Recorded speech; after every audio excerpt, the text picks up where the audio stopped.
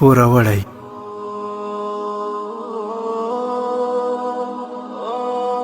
یو سړی چې ډیر زیات پوروړی و، پور یې 1500 دینارو ته ورسید، نو د خلکو لخوا ډیر ځورول کېده، ځکه چې د پور د ورکړې وخت یې پوره و، خو د ده سره 1 دینار هم نه و. له خلکو څخه ډیر تنګ شو او له ډیرې مجبورۍ څخه یوه ورځ یو مشهور تاجر ته ولاړ او خپله کیسه یې ورته وکړه. تاجر 1500 دیناره ورکړل او نیټه یې ورسره وټاکله چې په پلانکۍ نیټه به د تاجر پور بیرته ورکوي. سړي دا 1500 دینار په هغو خلکو وویشل چې ده ترې پور اخیستی و.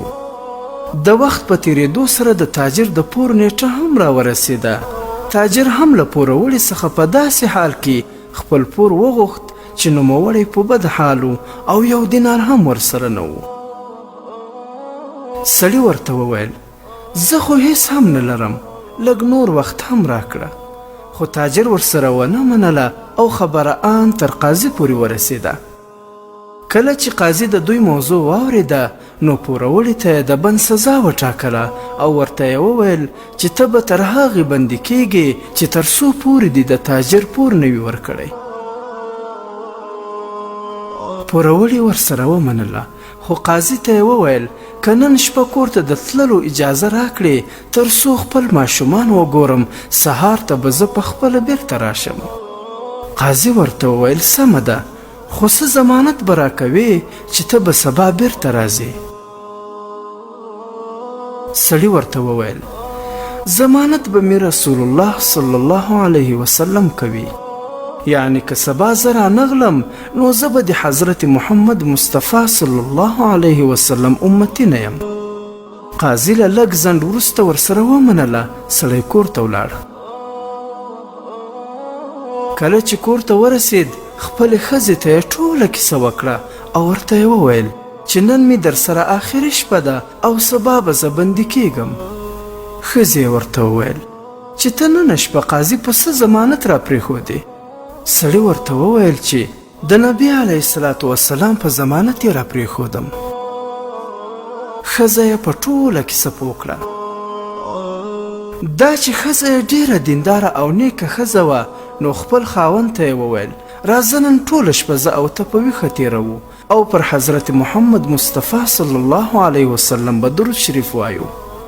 سړي ورسره ومنله او دواړو په درود ویلو پیل وکړ. د شپې په وروستۍ برخه کې په سړي خوب غالبه شو او په درود ویلو کې ویده شو. په خوب کې سړي ته حضرت محمد مصطفی صلی الله علیه وسلم راغی او ورته یې وویل ته به سهار وختي د سیمې والي ته ولاړ شې او ورته به ووایې چې نبي علیه الصلاة وسلام درته سلام ویلی او له سلام څخه وروسته یې وویل چې والي ته ووایه چې په ما 1500 دیناره پور دی، که هغه پور زه پرې نه کړم زه بندي کېږم، نو زما پور به ته پرې کوې.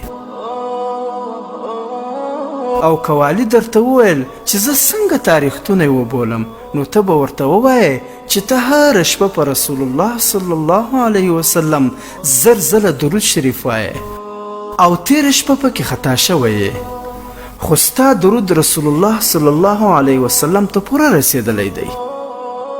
کله چې سړی له خوبه راویښ شو نو په ډېره بیړه والي ته ولاړ او د خپل خوب ټوله کیسه یې ورته وکړه.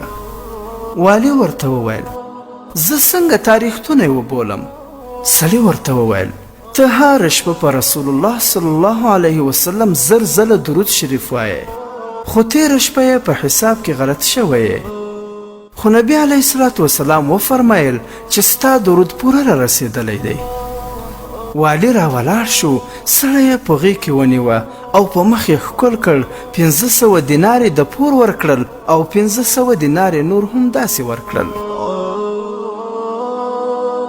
سړی ډېر خوشحاله شو او د قاضي په لور روان شو. کله چې د قاضي دفتر ته ننوت قاضي د سړي په لیدلو راپورته شو.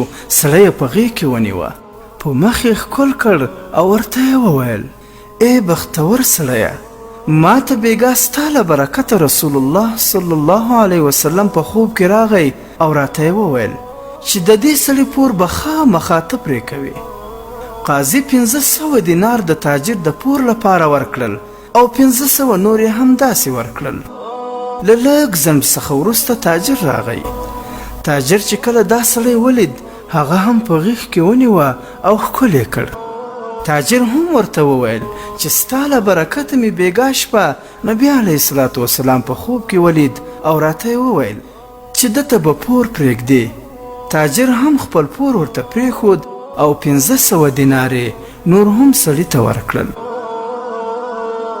عبرت ګرانو ورونو او خویندو، تاسې واورېدل چې یو پوروړی د درود شریف ویلو په خاطر الله جل جلاله څومره ونازوه. او درود شریف ویل ډیر ستر عمل دی.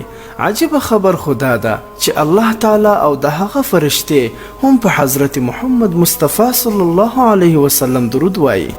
نو موږ ته هم پکار ده چې په هر حال کې په ګران او محبوب پیغمبر محمد مصطفی صلی الله علیه وسلم درود شریف ووایو، هم به الله تعالی را ناراضي شي او هم به مو هر مشکلات حل وي.